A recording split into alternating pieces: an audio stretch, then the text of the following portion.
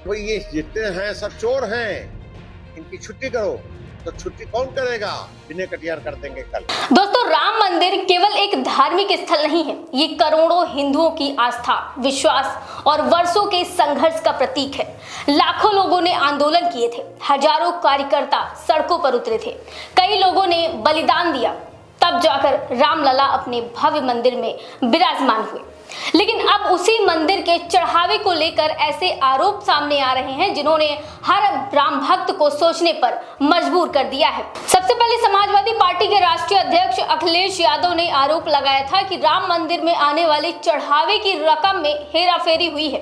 उस समय बीजेपी और मंदिर ट्रस्ट की तरफ से इस आरोप को राजनीतिक बताकर खारिज कर दिया गया था, लेकिन अब यह आरोप और ज्यादा विवादित होता जा रहा है। बीजेपी का कहना है कि विपक्ष केवल राम मंदिर को बदनाम करने की कोशिश कर रहा है, लेकिन कहानी यही खत्म नहीं हुई है। मामला तब और ज्यादा गंभीर हो गया जब बीजेपी के ही एक नेता ने सीधे प्रधानमंत्री कार्यालय यानी कि पीएमओ को पत्र लिखकर पूरे मामले की जांच की मांग कर दी। इसके बाद पीएमओ ने रिपोर्ट तलब की, योगी सरकार सक्रिय हुई और जांच के लिए एसआईटी का गठन किया गया। अब जांच जैसे जैसे आगे बढ़ रही है वैसे वैसे चौंकाने वाले खुलासे सामने आ रहे हैं। सूत्रों के मुताबिक राम मंदिर में चढ़ावे की रकम गिनने वाले कर्मचारी लवकुश मिश्रा को हिरासत में लेकर पूछताछ की जा रही है। बताया जा रहा है कि उसके घर से लगभग 1 लाख रुपए नगद बरामद हुए हैं और सबसे बड़ा सवाल यह है कि अगर ये रकम वैध थी तो उसका कुछ हिस्सा घर की अलमारी में और कुछ हिस्सा गोबर के ढेर में दबा कर क्यों रखा गया? आखिर ऐसे क्या मजबूरी थी, नकदी को इस तरह छिपाना पड़ रहा है? यही सवाल अब विपक्ष पूछ रहा है और इसी सवाल ने पूरे मामले को और भी ज्यादा संदिग्ध बना दिया। लेकिन सबसे बड़ा राजनीतिक धमाका तब हुआ जब बीजेपी के वरिष्ठ नेता और राम मंदिर आंदोलन के प्रमुख चेहरों में से एक विनय कटियार ने इस मामले पर बेहद तीखी प्रतिक्रिया दी। विनय कटियार ने कहा है कि ये कोई छोटा मोटा मामला नहीं है। राम मंदिर के लिए लोगों ने बलिदान दिए हैं, जेल यात्राएं की हैं और संघर्ष किया है। उन्होंने साफ शब्दों में कहा है कि ये जितने लोग इसमें शामिल हैं सब चोर हैं, इनकी छुट्टी होनी चाहिए, या तो ये भागेंगे या फिर जेल जाएंगे। अब सोचिए, जब विपक्ष आरोप लगाता है तो उसे राजनीतिक कहा जाता है, लेकिन जब बीजेपी का ही एक बड़ा नेता सार्वजनिक मंच से चोर शब्द का इस्तेमाल करे तब सवाल और गंभीर हो जाता है। तब जा करके मंदिर का बढ़ना शुरू हुआ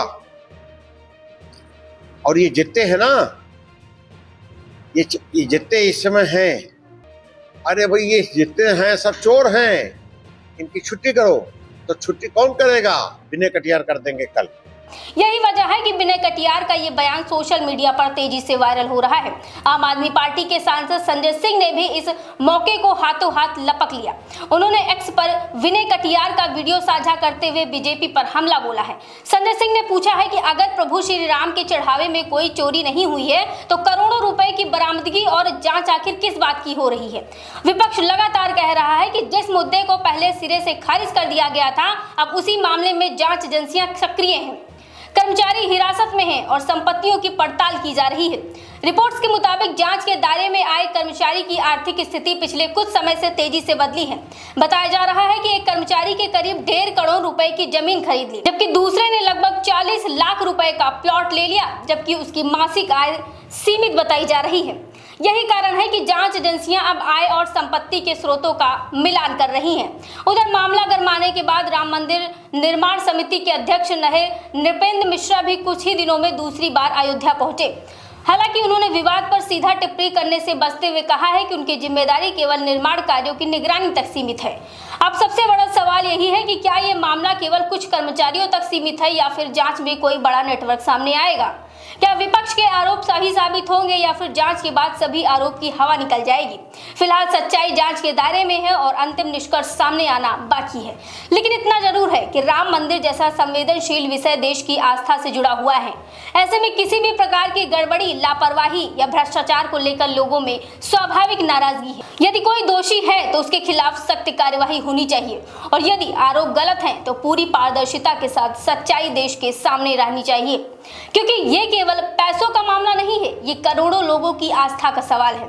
आने वाले दिनों में जांच क्या खुलासा करती है, इस पर पूरे देश की नजर बनी हुई है और यही तय करेगा कि मामला केवल कुछ कर्मचारियों की करतूत का था या फिर इसके पीछे कोई बड़ी कहानी छिपी हुई है।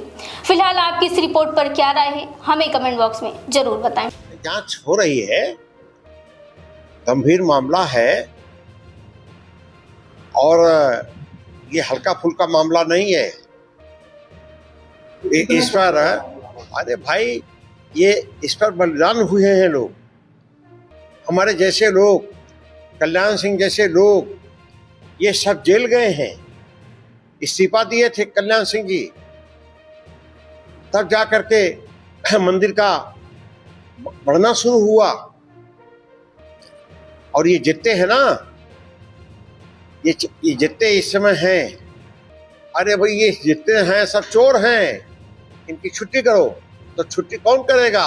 विनय कटियार कर देंगे कल इसी समय, बल्कि इसके पहले छुट्टी हो जाएंगे। अब वो देखना आप, रमेश जी वहीं आना, जहाँ बना है वहां। आप कल राम मंदिर जाएंगे? हम पक्का जाएंगे। अब एक वहां एक पगला आ गया है, वो उसका क्या नाम है?